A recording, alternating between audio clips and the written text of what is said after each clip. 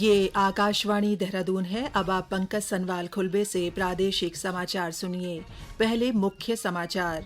मुख्यमंत्री ने अधिकारियों को इस वर्ष तक सभी स्कूलों और आंगनबाड़ी केंद्रों में पेयजल की उपलब्धता का टारगेट पूरा करने के निर्देश दिए। राज्य मंत्रिमंडल की बैठक में प्रदेश के शहरी निकायों में शामिल नए क्षेत्र में 10 साल तक हाउस टैक्स नहीं लेने के फैसले पर मुहर लगी। देहरादून नगर निगम ने प्लास्टिक लाओ और मास्क ले जाओ अभियान की शुरुआत की। और बागेश्वर जिला अस्पताल में कोरोना जांच में आएगी तेजी। 24 घंटे रैपिड एंटीजन टेस्ट और ट्रूनेट टेस्ट की व्यवस्था उपलब्ध रहेगी। कोविड-19 महामारी के खिलाफ देश एकजुट होकर लड़ रहा है। आप भी हमारे साथ सुरक्षा और बचाव के 3 आसान एहतियाती उपायों का संकल्प लें। मास्क पहने, 2 गज दूरी है जरूरी, सुरक्षित दूरी बनाए रखें, हाथ और मुंह साफ रखें। अब समाचार विस्तार से। मुख्यमंत्री त्रिवेंद्र सिंह रावत ने अधिकारियों को इस वर्ष दिसंबर अंत तक सभी स्कूलों और आंगनबाड़ी केंद्रों में पेयजल की उपलब्धता का टारगेट पूरा करने के निर्देश दिए हैं। जल जीवन मिशन की समीक्षा के दौरान मुख्यमंत्री ने कहा कि जल जीवन मिशन के तहत ग्रामीण क्षेत्रों में जो कनेक्शन दिए जा रहे हैं उसमें निर्धारित मानकों का पूरी तरह पालन किया जाए।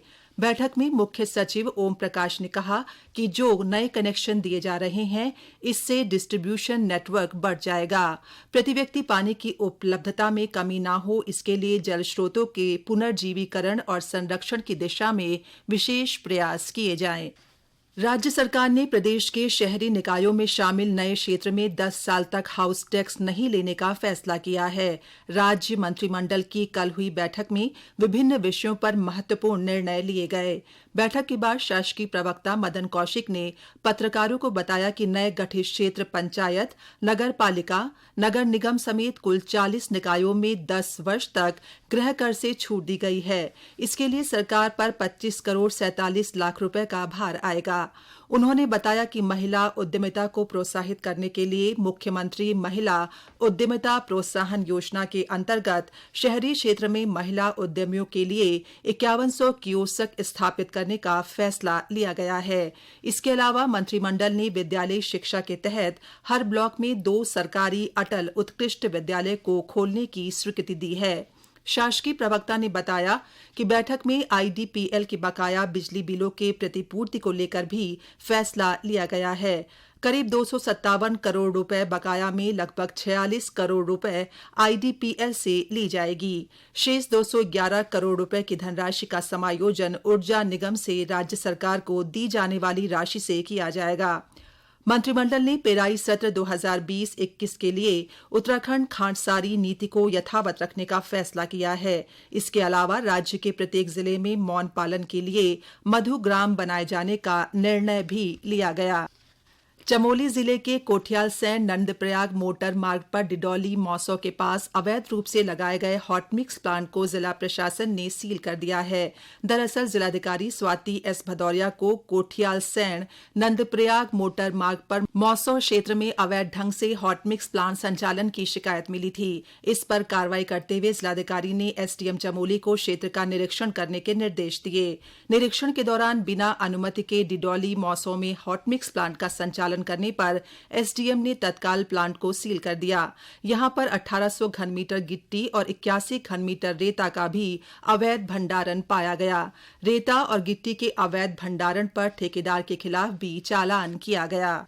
नैनीताल के भवाली नैनीताल टांकी किलबरी पंगोट मोटर मार्ग में नवीनीकरण कार्य किया जा रहा है। इसके चलते 12 नवंबर तक इस सड़क पर यातायात प्रतिबंधित किया गया है। मोटर मार्ग पर 12 नवंबर तक सुबह 10 बजे से 11 बजे तक, दोपहर 12 बजे से 1 बजे तक, अपराह्न 2 बजे से 3 बजे तक और शाम 4 बजे से 5 बजे तक यातायात बंद रहेगा। जिलाधिकारी सविन बंसल ने लोक निर्माण विभाग के अभियंताओं को निर्देश दिए कि वे सड़क नवीनीकरण कार्य को समय पर पूरा करें ताकि यात्रियों को परेशानियों का सामना न करना पड़े। उन्होंने यात्रियों से भी सड़क नवीनीकरण कार्य में सहयोग करने की अपील की। ये समाचार आप आकाशवाणी देहरादून से सुन रहे हैं। मैं अरुण कुमार सूद, पूर्व अंतर्राष्ट्रीय वॉलीबॉल खिलाड़ी और प्रेसिडेंट उत्तराखंड क्रीड़ा भारती। मैं सभी से अनुरोध करूंगा कि अभी जो कोरोना काल है इसमें थोड़ा सा अपने को अवेयर रखना है। आपने अभी ये नहीं समझना है कि कोरोना खत्म हो गया है। अपनी सावधानी से ही आप इसका दूर कर सकते हैं। आप बाहर ना निकलें जब तक काम ना हो। आप मास्क पहन के रखें। जहां भी भीड़ इलाके में जाएं वहां सोशल डिस्टेंसिंग का ध्यान रखें। और जब भी घर में आए तो अपने हाथ पैर धोएं, सफाई रखें। और मेरा यही कहना है कि आप जितने अवेयर रहेंगे उतना ही कोरोना को दूर करेंगे। तो आप इस चीज का ध्यान रखेंगे। कोरोना अभी दूर नहीं हुआ है। आपकी अपनी स्वच्छता और जो आपकी अपने डिसिप्लिन है उससे ही आप कोरोना को दूर कर सकते हैं। धन्यवाद।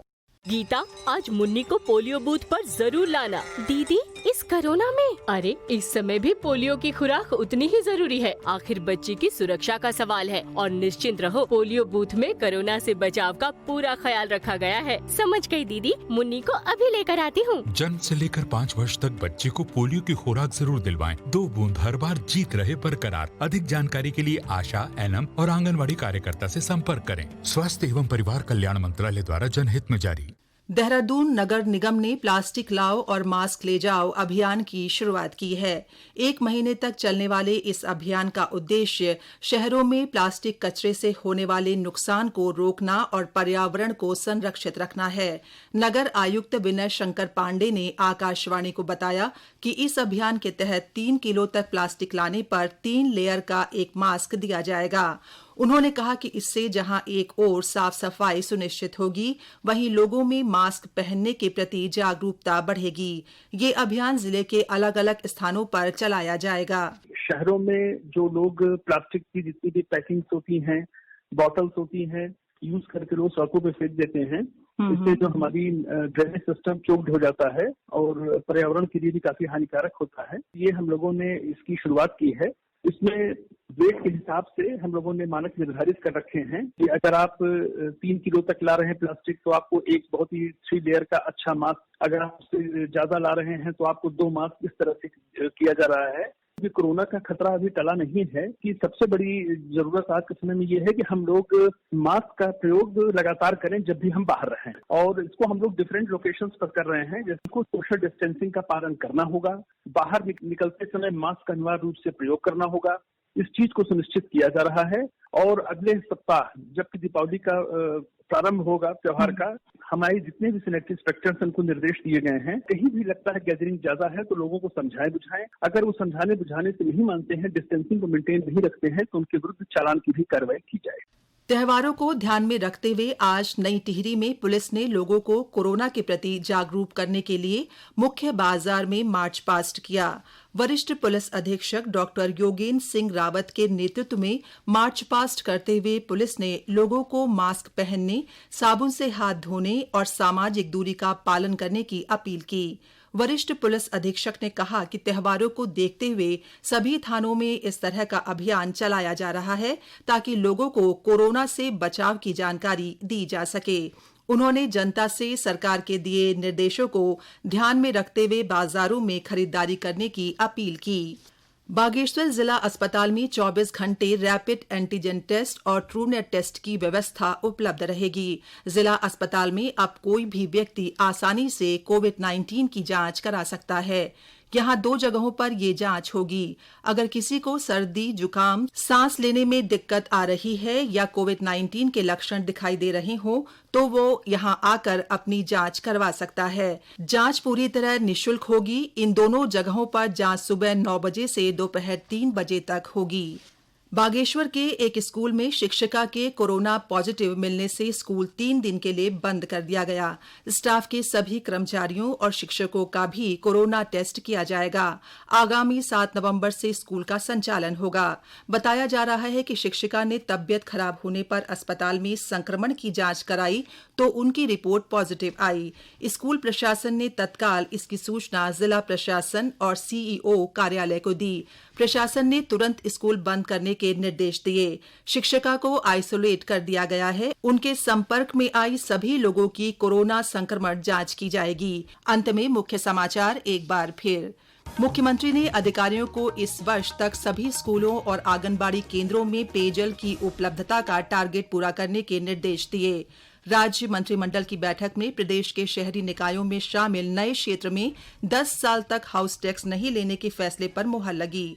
देहरादून नगर निगम ने प्लास्टिक लाओ और मास्क ले जाओ अभियान की शुरुआत की और बागेश्वर जिला अस्पताल में कोरोना जांच में आएगी तेजी। 24 घंटे रैपिड एंटीजन टेस्ट और ट्रूनेट टेस्ट की व्यवस्था उपलब्ध रहेगी। इसी के साथ प्रादेशिक समाचार समाप्त हुए। नमस्कार।